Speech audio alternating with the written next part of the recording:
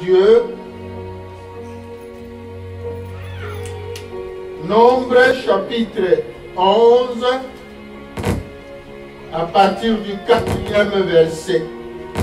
Les ramassis des gens qui se trouvaient au milieu d'Israël furent saisis de convoitises. Et même les enfants d'Israël recommencèrent à pleurer et dire: qui nous donnera de la viande? Amen. Acclamons le Seigneur. Le ramassis des gens qui se trouvaient au milieu d'Israël fut saisi de convoitises, et même les enfants d'Israël recommencèrent à pleurer et dire: qui nous donnera de la viande à manger? Nous nous souvenons des poissons que nous mangeons en Égypte et qui ne nous coûtaient rien, des concombres, des melons, des poireaux, des oignons et des oryx. Maintenant, notre âme est desséchée, plus rien. Nos yeux ne voient que de la manne. La manne ressemblait à de la graine de coriandre et avait l'apparence de délume. Le peuple s'est dispersé pour la ramasser. Il la broyait avec des meules ou la pilait dans un mortier. Il la cuisait au pot et en faisait des gâteaux. Elle avait le goût d'un gâteau à l'huile. Quand la rosée descendait la nuit sur le camp, la manne y descendait aussi. Moïse entendit le peuple qui pleurait, chacun dans sa famille et à l'entrée de sa tente. La colère de l'Éternel s'enflamma fortement. Moïse fut irrité et il dit fortement, Moïse fut attristé et il dit à l'Éternel: pourquoi affliges-tu ton serviteur? Et pourquoi n'ai-je pas trouvé grâce à tes yeux que tu aies mis sur moi la charge de tout ce peuple? Et c'est moi qui ai conçu ce peuple, et c'est moi qui l'ai enfanté, pour que tu me dises: porte-les sur ton rein, porte-les sur ton sein, comme le nourricier porte un enfant, jusqu'au pays que tu as juré à ses pères de lui donner. Où prendrai-je de la viande pour donner à tout ce peuple? Car il pleure auprès de moi en disant: donne-nous de la viande à manger. Je ne puis pas à moi seul porter tout ce peuple, car il est trop pesant pour moi. Plutôt que de me traiter ainsi, tue-moi, je te prie, si j'ai trouvé grâce à tes yeux, et que mes voix et que je ne voie pas mon malheur. L'Éternel dit à Moïse: assemble auprès de moi 70 hommes des anciens d'Israël, de ceux que tu connais comme anciens du peuple et ayant autorité sur lui. Amène-les à la tente d'assignation et qu'ils s'y présentent avec toi. Je descendrai et là je te parlerai. Je prendrai de l'esprit qui est sur toi et je le mettrai sur eux, afin qu'ils portent avec toi la charge du peuple et que tu ne la portes pas à toi seul.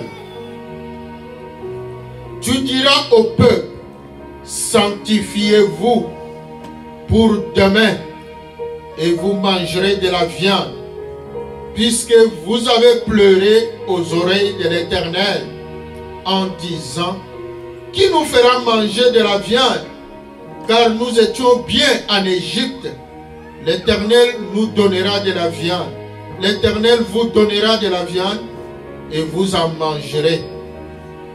Vous en mangerez non pas un jour, ni 2 jours, ni 5 jours, ni 10 jours, ni 20 jours, mais 1 mois entier, jusqu'à ce qu'elle vous sorte par les narines et que vous en ayez du dégoût, parce que vous avez rejeté l'Éternel qui est au milieu de vous, et parce que vous avez pleuré devant lui en disant: pourquoi donc sommes-nous sortis d'Égypte? Moïse dit: 600 000 hommes de pied forment le peuple au milieu duquel je suis. Et tu dis: je leur donnerai de la viande, et ils en mangeront au moins 1 mois entier. Égorgera-t-on pour eux des brebis et des bœufs, en sorte qu'ils en aient assez? Ou rassemblera-t-on pour eux tous les poissons de la mer, en sorte qu'ils en aient assez? L'Éternel répondit à Moïse: la main de l'Éternel sera-t-elle courte, trop courte? Tu verras maintenant si ce que je t'ai dit arrivera ou non. Moïse sortit et rapporta au peuple les paroles de l'Éternel. Il assembla 70 hommes des anciens du peuple et les plaça autour de la tente. L'Éternel descendit dans la nuée et parla à Moïse. Il prit de l'esprit qui était sur lui et le mit sur les 70 anciens. Et dès que l'esprit reposa sur eux, ils prophétisèrent. Mais ils ne continuèrent pas. Il y eut 2 hommes, l'un appelé Eldad et l'autre Médad, qui étaient restés dans le camp et sur lesquels l'esprit reposa, car ils étaient parmi les inscrits, quoiqu'ils ne soient point allés à la tente, et ils prophétisèrent dans le camp. Un jeune garçon courut l'annoncer à Moïse et dit: Eldad et Médad prophétisent dans le camp. Et Josué, fils de Nun, serviteur de Moïse depuis sa jeunesse, prit la parole et dit: Moïse, mon Seigneur, empêche-les. Moïse lui répondit: es-tu jaloux pour moi? Puisse tout le peuple de l'Éternel être composé de prophètes de l'Éternel, et veille l'Éternel mettre son esprit sur eux. Et Moïse se retira au camp, lui et les anciens d'Israël. Acclamons le Seigneur notre Dieu. Apocalypse chapitre 1er, nous lisons du 4e au 6e verset. Apocalypse 1, 4 à 6.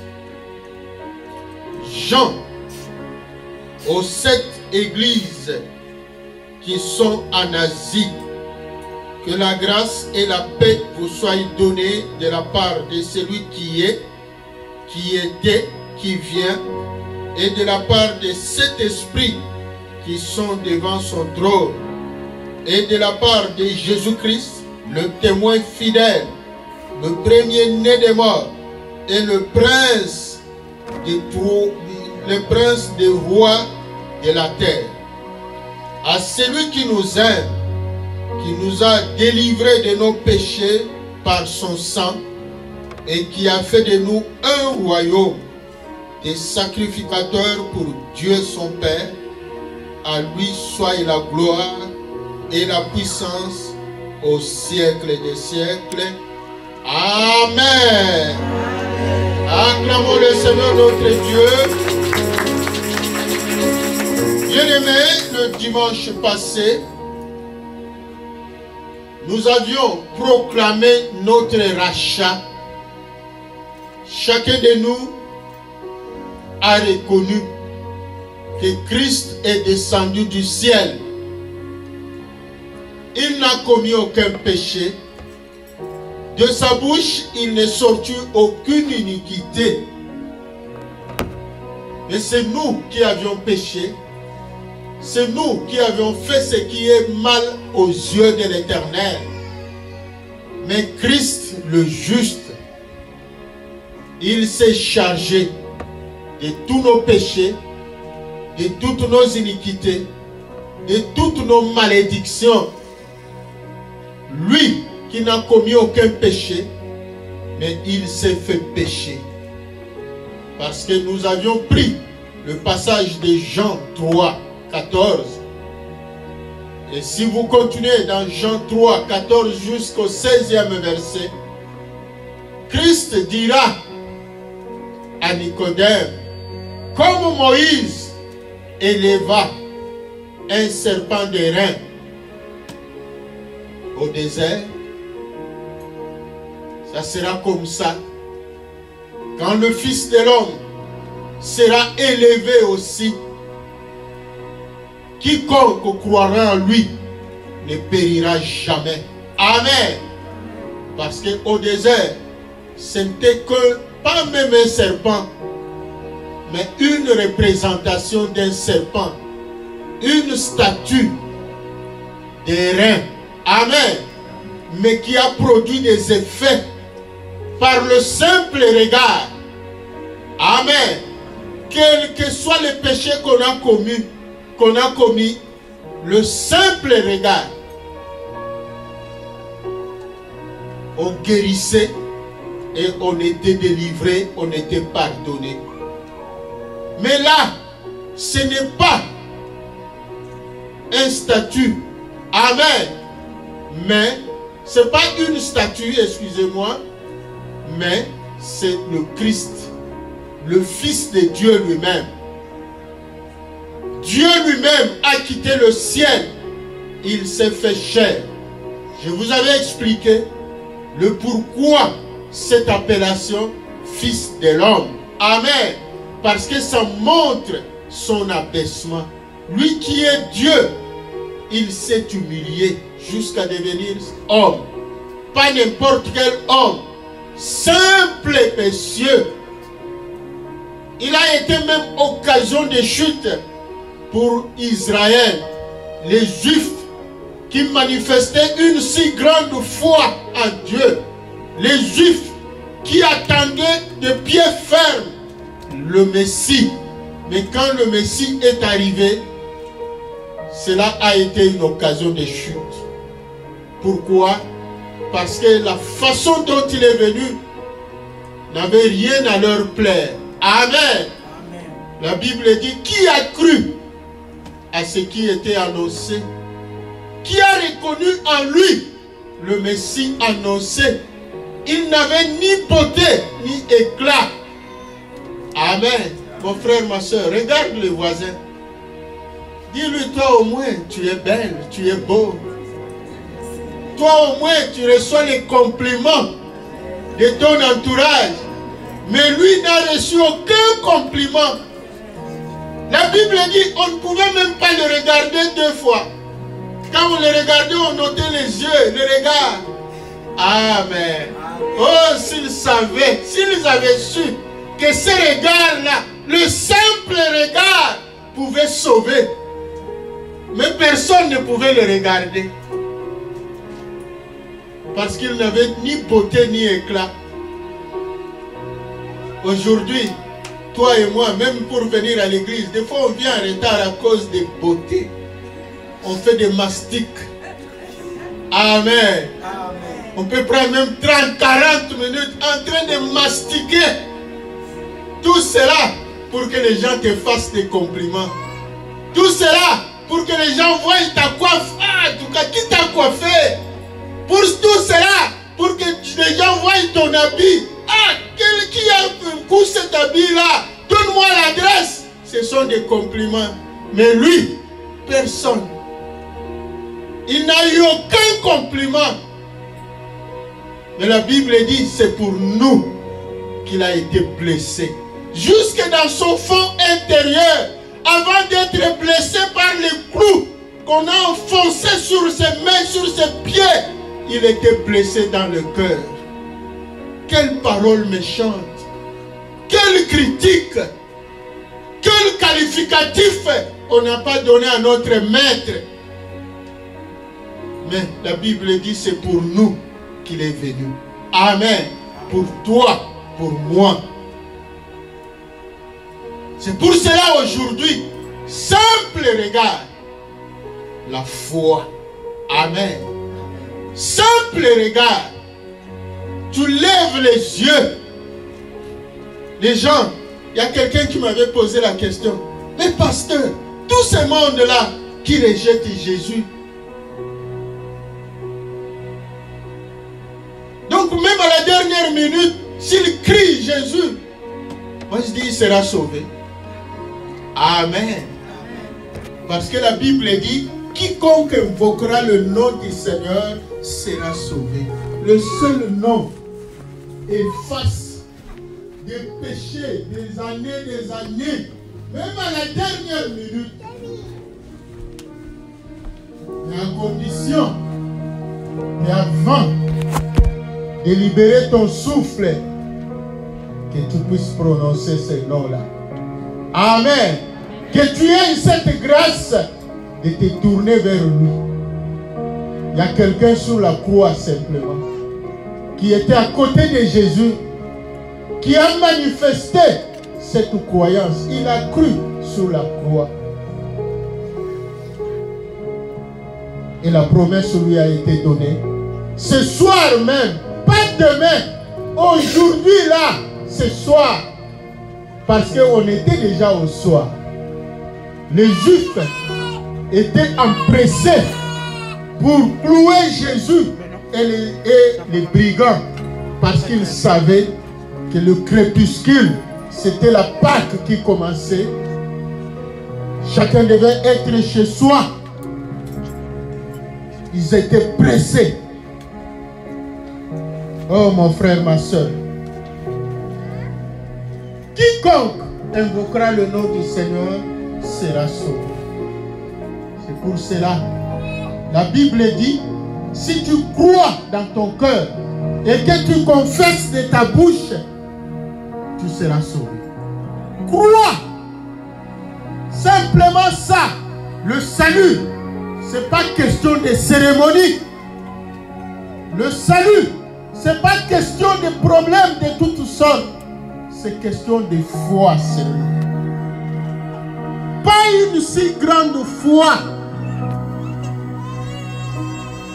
Un regard seulement qui se lève vers Christ et qui dit, c'est mon Seigneur et Sauveur. Il est innocent. Mais c'est moi qui devais être là. Mais lui qui n'a rien fait s'est retrouvé là. Et si tu proclames cela, si tu crois cela, voilà pourquoi Paul disait, je n'ai point honte de l'évangile de Christ. Amen. Car c'est une puissance pour quiconque croit. Ne pas avoir honte de proclamer Jésus. Vous savez, j'étudie à l'université de l'UQAM. Ça c'est la 3e année. Je me suis caché pour que les gens ne sachent pas que je suis pasteur. Mais vous savez, Dieu m'a confondu. D'ailleurs, dès la première année, un de mes professeurs, il vient me dire l'ombre de l'Éternel. Je le regarde, j'étais confus. Parce que dans mon cœur, je me disais, je vais me cacher, personne ne va savoir. Mais un professeur vient. Comment il a su? Je ne sais pas. Mais du moins, il vient me saluer. Il dit l'ombre de l'Éternel. Amen. Ça ne sert à rien de se cacher. La Bible dit On n'allume pas une lampe pour la mettre sous le boisseau. Amen. Tu ne dois pas cacher la lampe sous ta chaise, sous ta table. Vous savez, aujourd'hui, c'est difficile, c'est rare. D'ailleurs, presque impossible de voir quelqu'un avec une Bible. Surtout que l'Internet aujourd'hui, les gens maintenant se cachent avec des Bibles sur leur téléphone pour que les gens ne sachent pas qu'ils sont des chrétiens. Amen. Mon frère, ma soeur, Christ n'a pas eu honte de toi. Christ a assumé sa responsabilité. Christ est allé jusqu'au bout. Mais nous, vous savez, nous oublions vite. Nous regardons souvent à ce que nous croyons que Dieu n'a pas encore fait dans notre vie. Au lieu de regarder à ce que Dieu a déjà fait, ce qu'il a déjà fait. Et c'est le problème des enfants d'Israël. Les enfants d'Israël que Dieu a sortis, les mains levées, la tête haute. Il ne les a pas sortis de l'Égypte en catimini. Amen. Même quand il a dit à Moïse, va, dis à Pharaon, de libérer mon peuple. Il a même prévenu Moïse, je sais que Pharaon ne va pas vous respecter. Amen. Il ne va pas céder. Mais le peuple sera délivré par une main puissante. Une puissante main, la droite de l'Éternel. Et c'est cet agneau-là qui est venu clôturer le combat. Parce que Moïse a fait des miracles en Égypte. Moïse a transformé la mer en sang. Moïse a fait sortir même des grenouilles partout. Moïse, il a montré beaucoup, même des grêles. Mais cela n'a pas suffi pour convaincre, pour forcer Pharaon à libérer le peuple de Dieu. Et Dieu a dit à Moïse, Moïse était fatigué, découragé. Mais Dieu lui a dit, ne t'en fais pas. Va. C'est là que Dieu a institué la Pâque. Il lui a dit, dites à chaque famille de prendre un agneau. Amen. Et vous verrez que chaque famille tue un agneau. Et que chaque famille mette le sang de l'agneau sur les linteaux. Vous allez manger à la hâte cet agneau-là, parce que le soleil ne doit pas se lever avant que vous ne quittiez l'Égypte. Dieu a délivré l'Égypte nuitamment, il a délivré Israël nuitamment. Vous savez, c'est symbolique, parce que la nuit, c'est le symbole du monde des ténèbres. Le jour, amen, c'est la lumière. C'est pour cela, même dans la mythologie, c'est la nuit que les esprits opèrent, les esprits du monde des ténèbres. Et c'est en ce moment-là que Dieu est venu.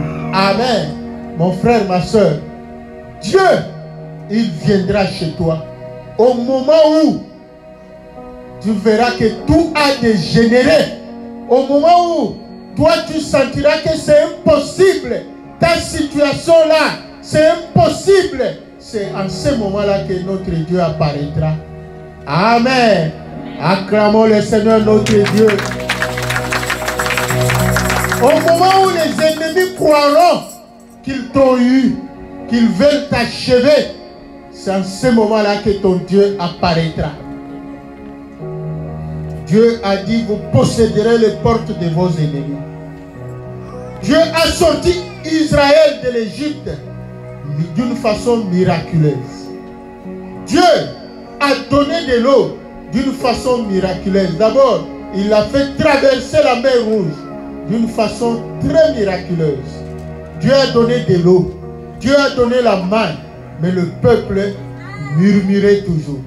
Pourquoi? Parce que le peuple ne voyait pas ce que Dieu Dieu ne se souvenait pas de ce que Dieu avait déjà fait, le peuple voyait la suite, ce qu'il attendait. Mon frère, ma soeur, c'est ça dans toutes nos vies. Le grand problème, c'est ça. Le peuple murmurait. La Bible, nous venons de lire là, les ramassis. Ramassis signifie peuple non israélite au milieu d'Israël. C'est-à-dire, imaginez la scène. La libération d'Israël de l'Égypte était un grand événement. Amen. Donc, le monde avait bougé. Alors, imaginez les Égyptiens eux-mêmes. Il y en a qui sont partis dans cette mouvance-là. Amen. Qui sont sortis avec des enfants d'Israël. Mais eux n'étaient pas israélites, mais ils sont partis, ils étaient emballés dans cette mouvance, ils sont partis. Ce n'était pas seulement les Égyptiens, même des peuples d'autres nations de l'époque. Et c'est ce peuple-là qu'on appelle Ramassis. Mon frère, ma soeur, il faut faire très attention. Même dans l'église, tout le monde ne vient pas pour être sauvé. Amen. Il y a aussi des ramassis. Je ne dis pas que toi tu puisses qualifier l'autre des ramassis. Mais chacun doit savoir pourquoi il est là. Amen. Est-ce que tu as suivi la mouvance? Est-ce que tu es venu par coutume, par culture, parce que tu as été élevé ainsi dans une famille chrétienne et tu viens peut-être pour simplement parce qu'il y a la bonne musique pour que tu puisses danser, oublier un peu les petits problèmes? Amen. Il ne faut pas être un ramassis. Les ramassis, ce sont eux qui étaient à la base de beaucoup de murmures d'Israël. Ce sont eux qui intoxiquaient les enfants d'Israël. Ce sont eux qui montaient le peuple contre Moïse. Leur caractéristique, c'est la calomnie, la médisance. Amen. Nous avions enseigné pendant la période de repentance. Par la grâce de Dieu, si Dieu nous fait grâce, on y reviendra parce qu'on parlera des liens démoniaques. Amen. Mais retenez, calomnie et médisance, ce sont deux termes qu'on peut dire analogues. Amen. Mais il y a quand même une nuance. Parce que la calomnie, c'est inventer des choses contre quelqu'un. Des mensonges. Des fantaisies. Dans le but de nuire. Dans le but de détruire l'autre. Mais la médisance, c'est dire des choses vraies. Amen. Mais pas pour la gloire de Dieu, mais pour nuire. L'objectif, c'est nuire. C'est discréditer quelqu'un. La médisance. Nous avions enseigné aujourd'hui avec les téléphones, les réseaux sociaux. On est prêt à prendre même une photo, on envoie. On est prêt à enregistrer même des voix. On est prêt à faire même des montages. Amen. Pour imiter le mimétisme, pour imiter la voix de quelqu'un. Je vous avais dit un jour, j'étais surpris. On m'avait envoyé une vidéo dans laquelle l'ex-président des États-Unis, Obama, parlait en lingala. Dans ma langue, je me suis dit, oh, il est saisi par le Saint-Esprit ou comment? Amen. Oh, ce ne sont que des montages. Et ces montages-là, des choses qui ne sont pas vraies, c'est de la calomnie. Amen. C'est de la calomnie.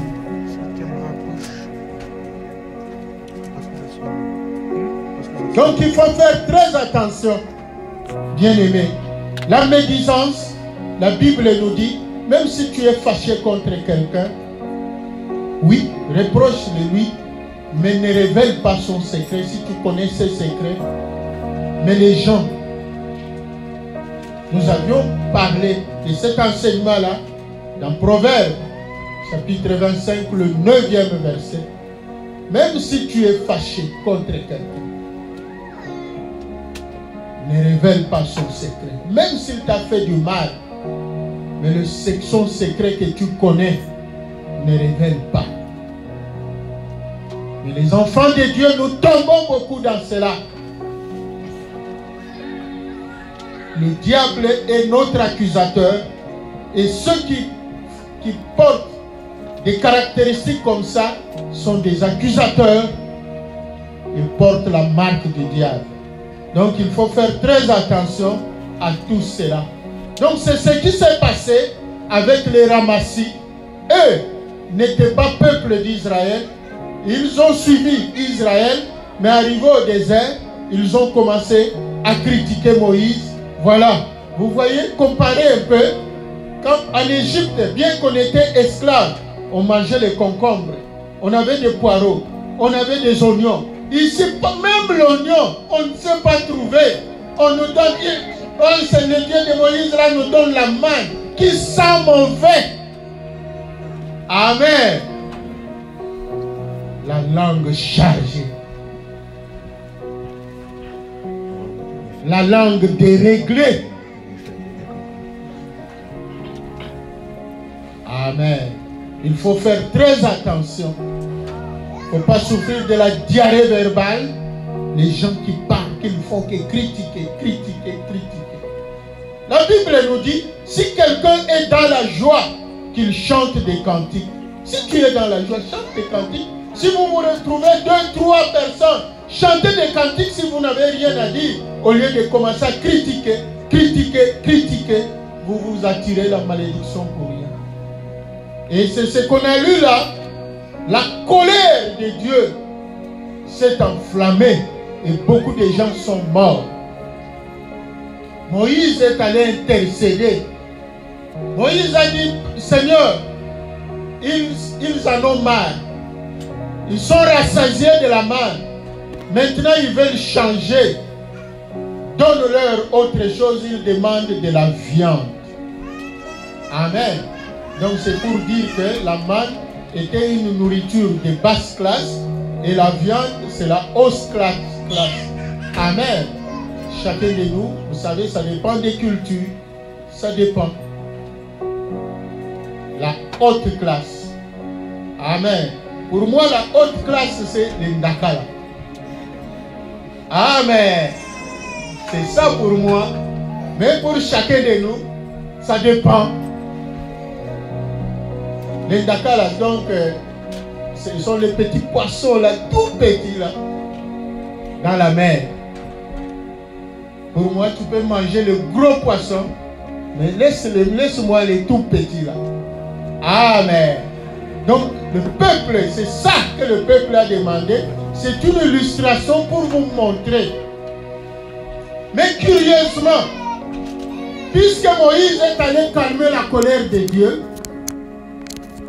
Moïse a posé le problème du peuple, la demande du peuple, mais Dieu, il conditionne la solution. Amen.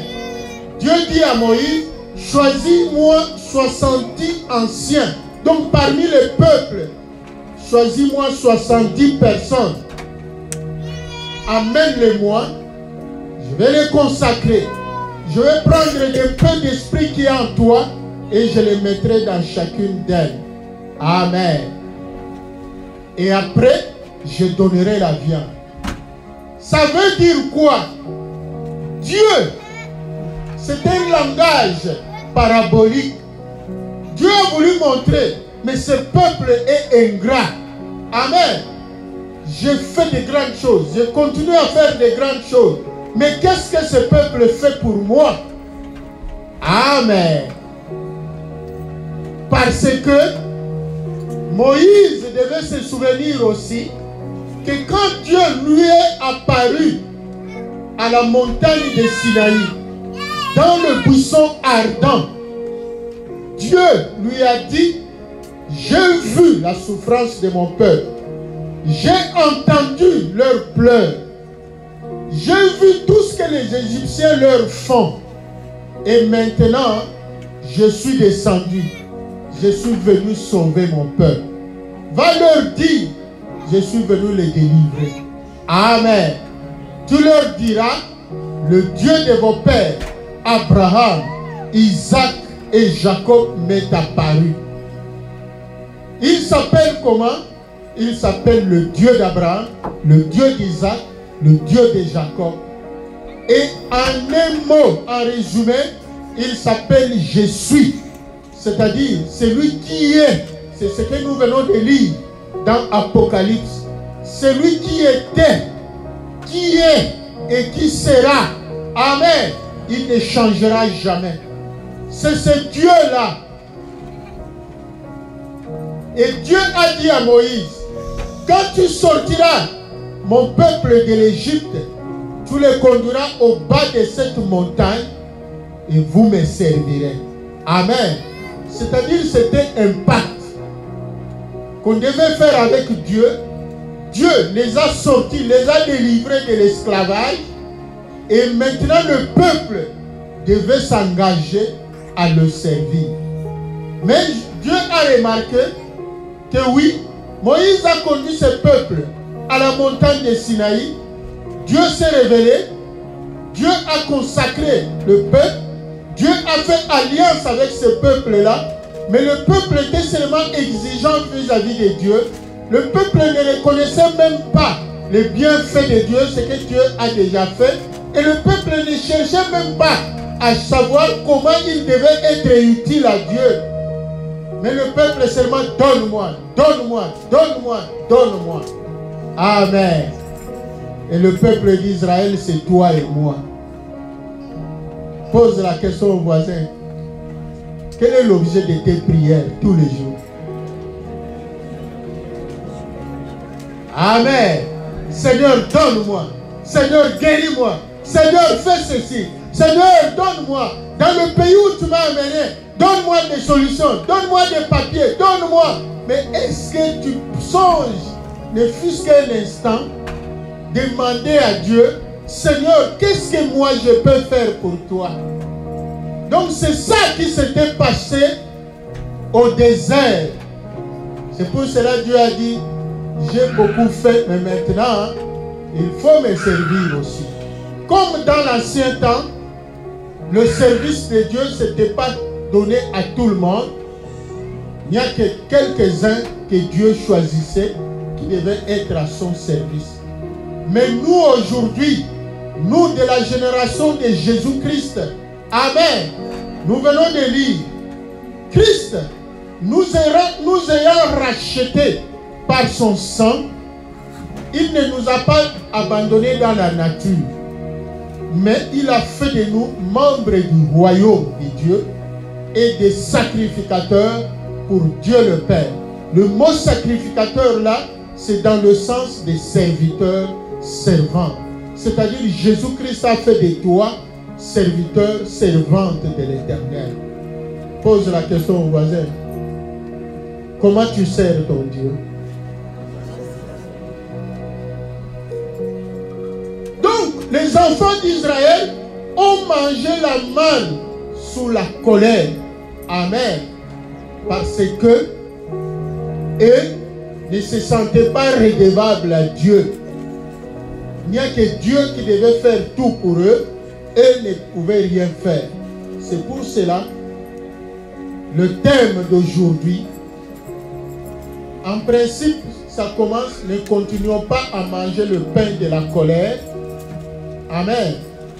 Mais vous devez écrire simplement, engageons-nous dans le service du Seigneur. C'est très important parce que ils avaient la manne, mais la viande, ça symbolise. L'autre fois, je vous avais dit, il y a des bénédictions pour tout le monde, mais il y a aussi une catégorie de bénédictions. Pour avoir accès à cela, il faut être dans le champ de Dieu. Il y a une dimension à laquelle Dieu ne peut t'amener que si tu es dans son champ. C'est-à-dire tu es utile à Dieu.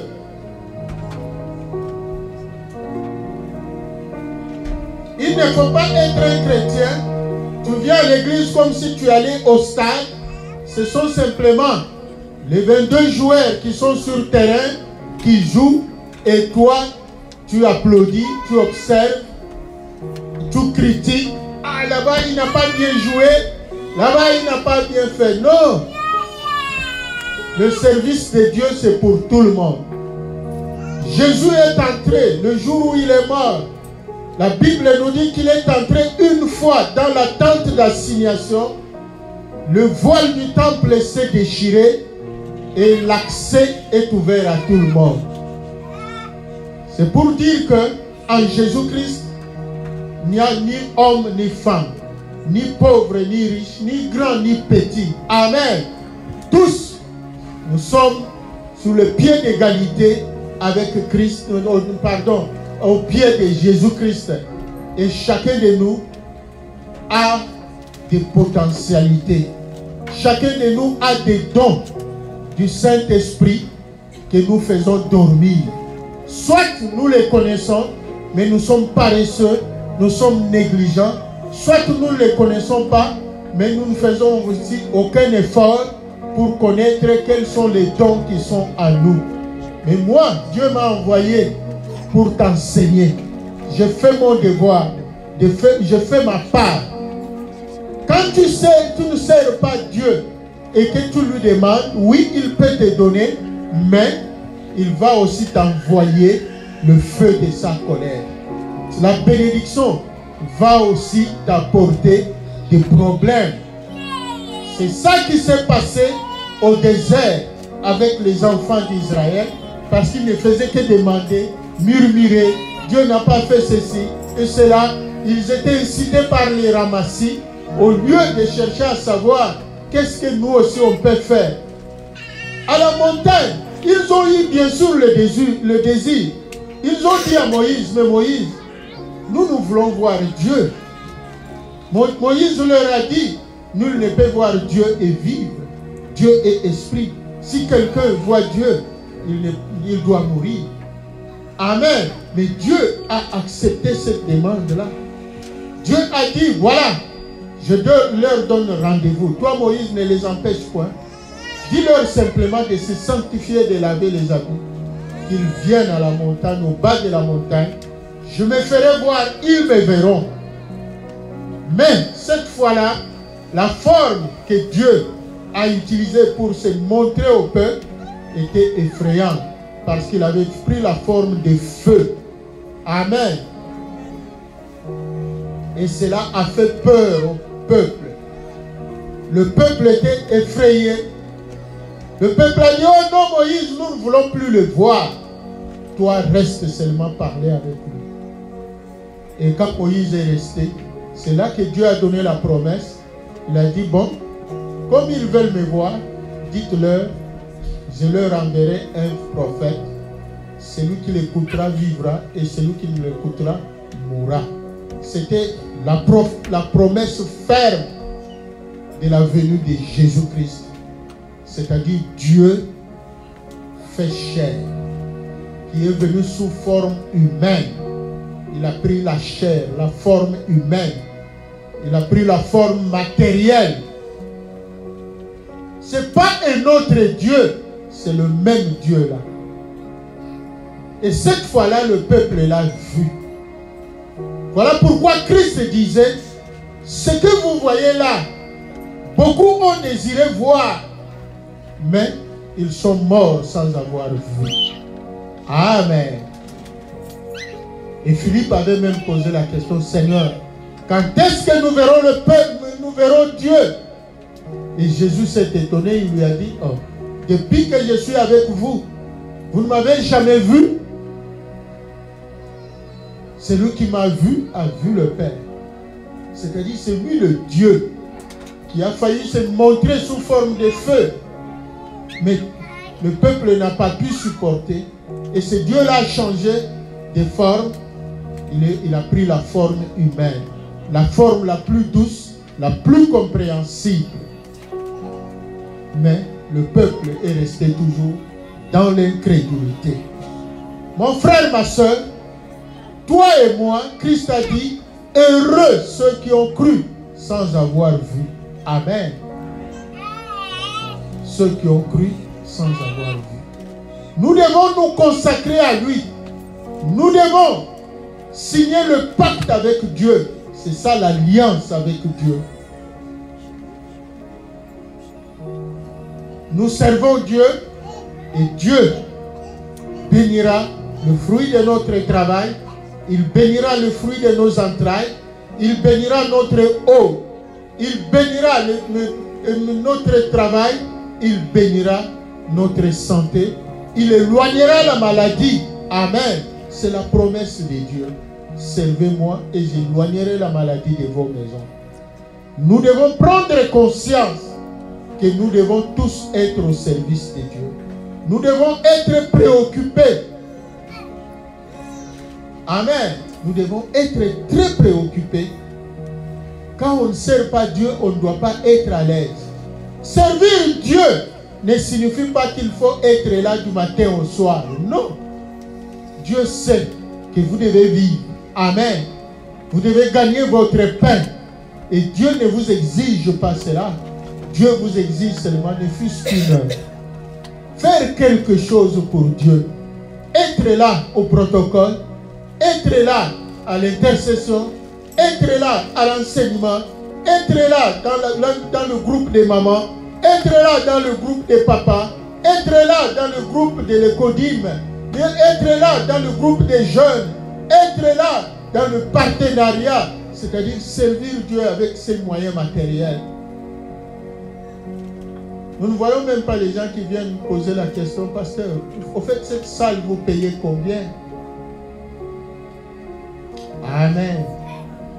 Il y en a même, les gens ne se soucient même pas. Pourquoi devons-nous continuer à être locataires?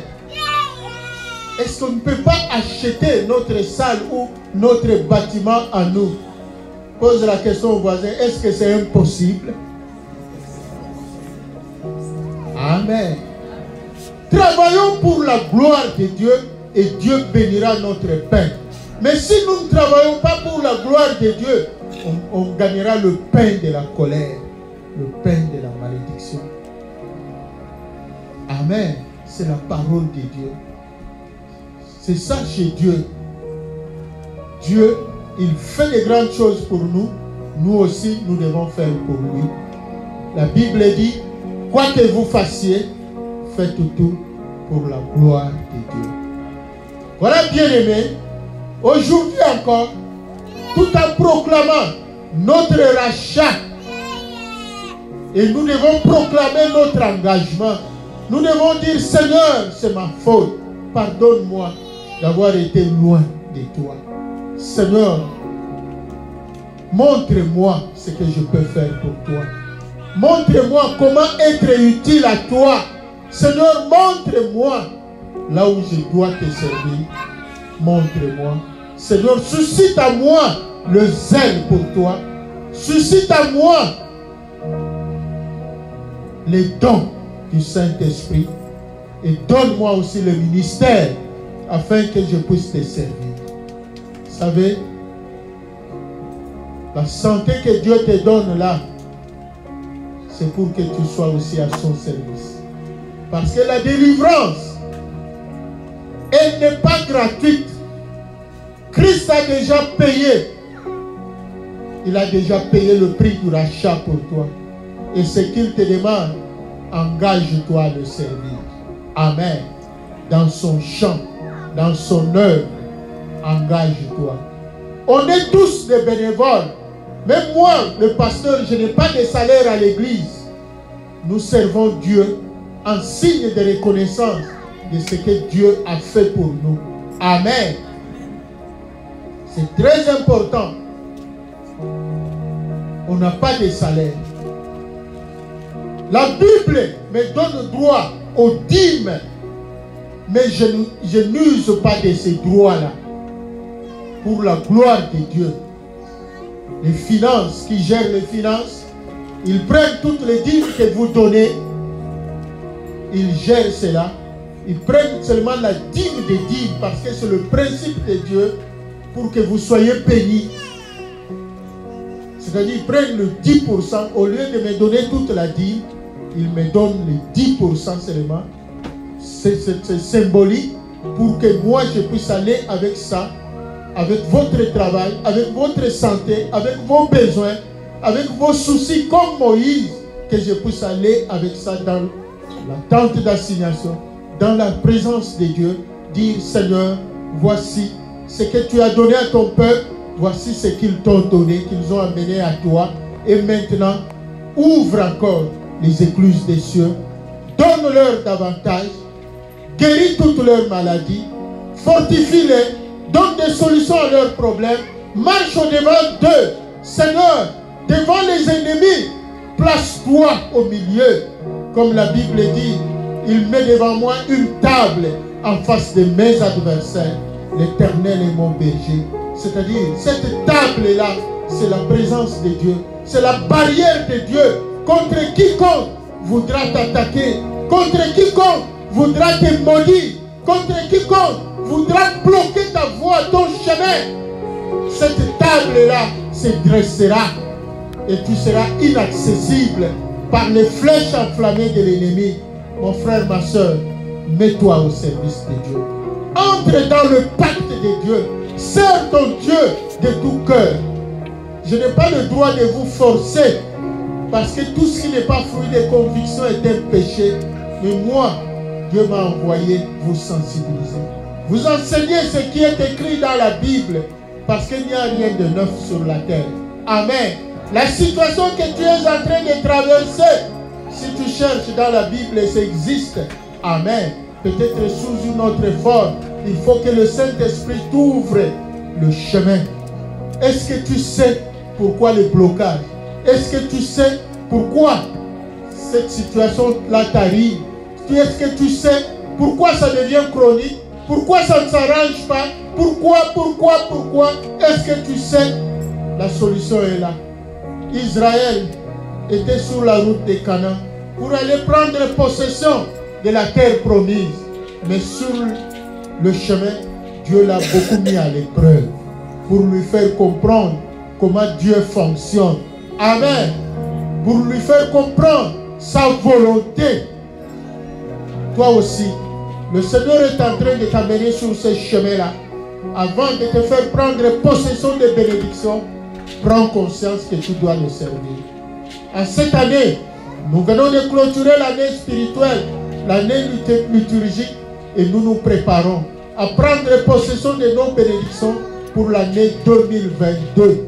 Mon frère, ma soeur, il faut se mettre au service de Dieu parce que nous allons procéder le temps qui suit par des prières de conquête, des prières d'autorité, des prières de supplication. Mais avant cela, il faut se sanctifier. Se sanctifier signifie se mettre à la disposition, se mettre à l'écart pour Dieu, se mettre à la disposition de Dieu. Que Dieu bénisse sa parole, que Dieu vous soutienne. Nous invitons le berger à nous conduire à un moment de prière.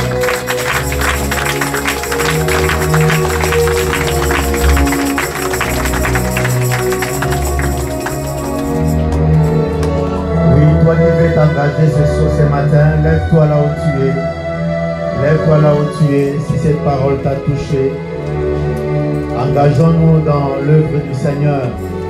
Arrêtons d'être des spectateurs. Le Seigneur nous appelle ce matin. Oui, tu as entendu cette parole. Dans ton cœur, le Seigneur t'a parlé. Le Seigneur t'a touché. Nous voulons élever nos voix ce matin pour dire Seigneur, c'est ma faute. J'hésite. Mais ce matin, Seigneur, j'aimerais enlever cette hésitation, Seigneur. Seigneur, c'est ma faute parce que je suis trop négligent. Seigneur, j'aimerais renoncer à la négligence ce matin. Seigneur, c'est ma faute. Parce qu'il y a eu trop de raisonnements dans ma tête. Et qui me donne le découragement, Seigneur. Si c'est le découragement, renonce au découragement ce matin. Dis-lui, Seigneur, fortifie-moi. Et toi qui sers déjà le Seigneur, tu es déjà engagé dans l'œuvre du Seigneur. La Bible nous dit, maudit soit celui qui fait l'œuvre de Dieu avec négligence. Si, bien-aimé, tu servais Dieu avec beaucoup de négligence, ce matin aussi tu peux dire, Seigneur, je t'ai servi avec des négligences, Seigneur. Mais ce matin, je renonce à la négligence, Seigneur. Mais voici, je m'engage ce matin. Nous tous ce matin, disons à Dieu, nous nous engageons à toi, Seigneur. Mais voici, élevons nos voix. Prions au nom de Jésus, alléluia. Nos mains levées vers le ciel pour s'adresser à Dieu.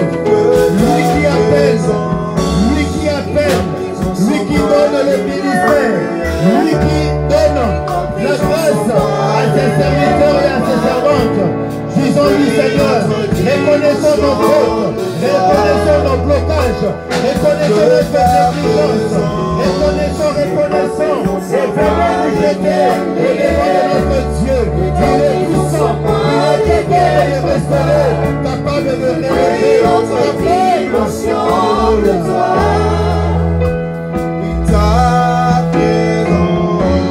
Tu dois renoncer à la négligence, tu dois renoncer à cette hésitation, tu dois renoncer à cette mauvaise calcul, de toi. Seigneur, je te demande ta présence. Que ta présence en moi devienne réelle. Que ta présence en moi devienne palpable. Je veux une autre dimension de toi. La dimension de Dieu. Nous voulons notre dimension. La dimension de toucher. La dimension de gloire. La dimension de puissance. La dimension du toucher. La dimension du toucher. La dimension de gloire. La dimension de puissance. Dans Isaïe 6, il est écrit, dans le verset 8, j'ai entendu la voix du Seigneur qui criait, qui disait, qui enverrai-je? Isaïe n'a point hésité. Il a dit, mais voici, envoie-moi. Oui, bien-aimé, tu vas faire cette prière comme Isaïe. Tu as entendu la voix du Seigneur qui t'appelle au service. Tu as entendu la voix du Seigneur qui t'appelle à l'engagement, à la consécration. Tu as entendu cette voix. Dis-lui, le main levé vers le ciel. Seigneur, me voici. Utilise-moi. Fais de moi l'homme que tu veux que je sois. Fais de moi la servante, la femme que tu veux que je sois. Je me laisse faire. Je m'abandonne à toi, Seigneur. Mais voici, éclaire-moi, Seigneur. Donne-moi une place dans ton champ, dans ta maison. Élevons nos voix. Prions au nom de Jésus. Mais voici, Seigneur. Mais voici, Seigneur. Oui, dis-lui, Seigneur. Mais voici, Seigneur. Mais voici, Seigneur. Je m'abandonne à toi, Seigneur. Je me laisse à toi, Seigneur. Mais voici, Seigneur, notre Dieu. Alléluia. Nous voici, Seigneur, notre Dieu. Entends la prière de tes enfants, Seigneur. Entends la prière de mon frère et de ma soeur, Seigneur. Entends, Seigneur, notre Dieu. Fais-nous grâce, La dimension de puissance. La dimension du toucher. La dimension du toucher. La dimension de gloire. La dimension de puissance. Oui, lorsque Moïse, à la présence du Seigneur, l'Éternel a dit, j'enlèverai une partie de ton esprit et je le mettrai aux 70. Et aux 70, ils ont commencé à prophétiser. Oui, le Saint-Esprit est l'ami fidèle. Le Saint-Esprit nous oint. Il se manifeste, il est sur nous.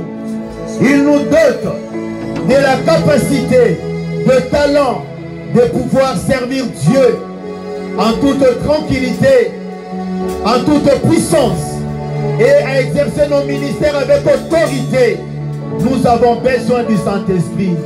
Oui, puisque tu as dit oui, puisque tu as dit me voici, puisque tu as renoncé à la négligence, dis-lui Seigneur, ouvre-moi de ton esprit, de l'onction de service, que je puisse te servir avec puissance et autorité. Prions au nom de Jésus, alléluia.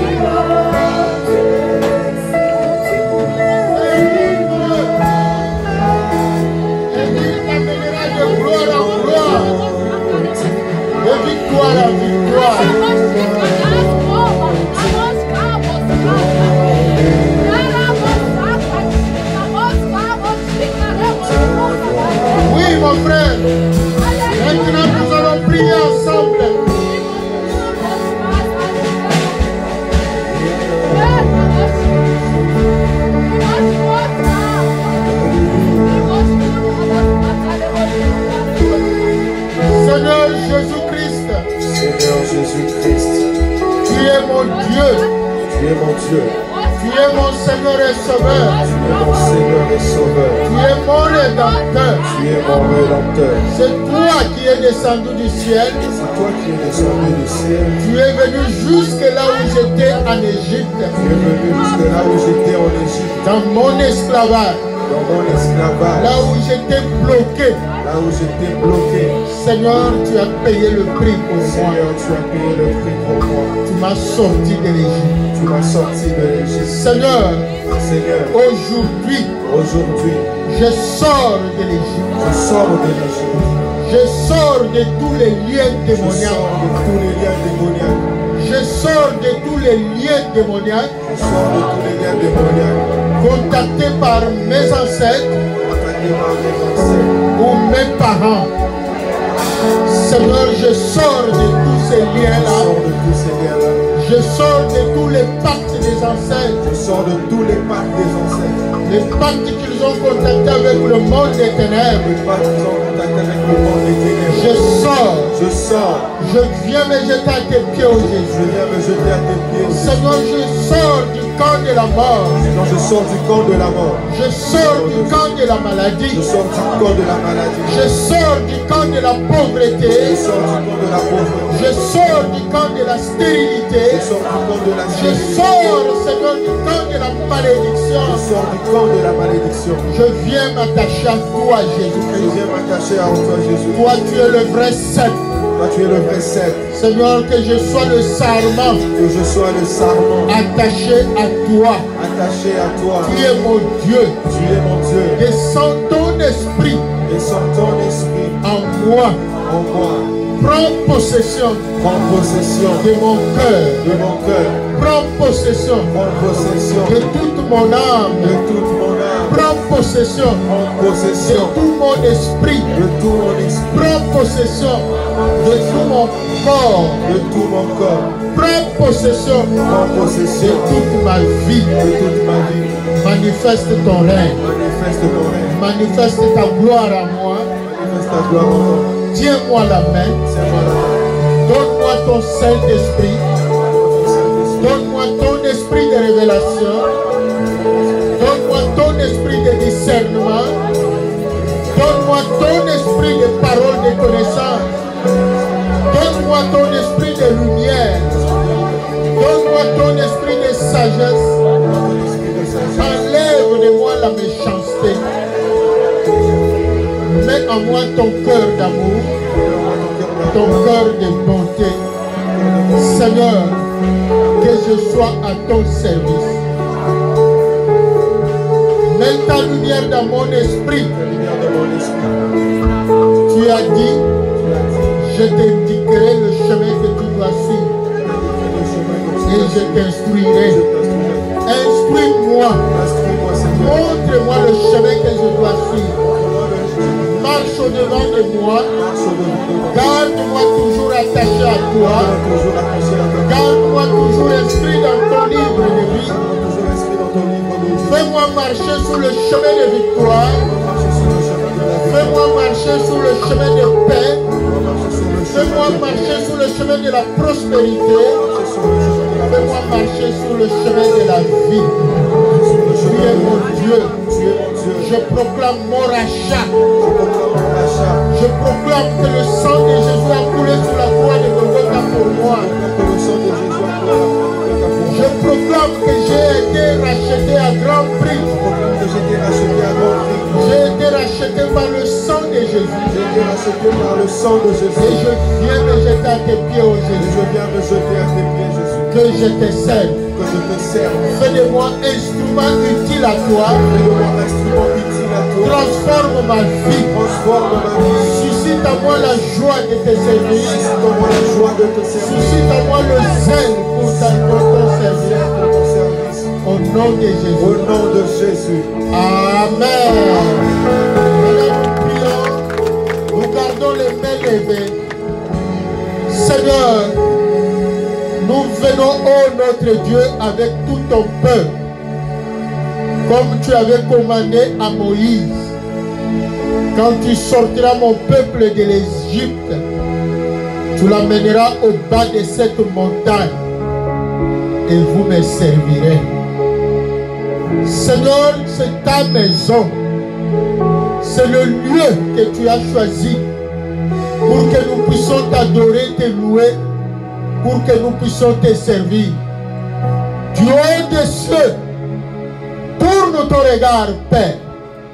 Seigneur, je viens rattacher l'esprit, corps, âme de ma soeur, l'esprit, corps, âme de mon frère, à toi, Jésus-Christ. Je présente le sang de Jésus à quiconque prétend que ma soeur lui doit, que mon frère lui doit, qu'ils sont ses esclaves. Seigneur, nous présentons le sang de Jésus. À tout monde des ténèbres, nous annulons toute accusation du diable. Nous annulons toute réclamation du monde des ténèbres. Seigneur, nous mettons la barrière de sang de Jésus. Nous séparons ma soeur, nous séparons mon frère de tout monde des ténèbres, de tout ce qui n'est pas de toi. Nous venons les rattacher à toi. Nous les amenons au bas de la croix de Jésus, Père. Seigneur, nous les scellons dans le sang de Jésus. Qu'il soit, Seigneur, le sarment attaché à toi. Et que ta vie, Jésus, se manifeste dans ma soeur. Que la vie de Jésus se manifeste dans mon frère. Qu'il porte des fruits dignes de toi. Tant sur le plan spirituel que sur le plan matériel, sur le plan physique, sur le plan de la santé, Père, sur le plan financier, qu'il porte des fruits. Seigneur, tu as dit, vous verrez la différence entre celui qui est à moi et celui qui n'est pas à moi. Il y aura une différence entre celui qui me sert et celui qui ne me sert pas. Seigneur, prends acte de l'engagement de ma soeur, de l'engagement de mon frère. Viens nous aider, Père, à marcher conformément à ta parole, à rester attaché à toi, à te servir dans ces lieux, car tu es notre Dieu. Tu es présent en ces lieux. Tu es présent dans la vie de ma soeur. Tu es présent dans la vie de mon frère. Au nom de Jésus. Amen. Acclamons le Seigneur notre Dieu.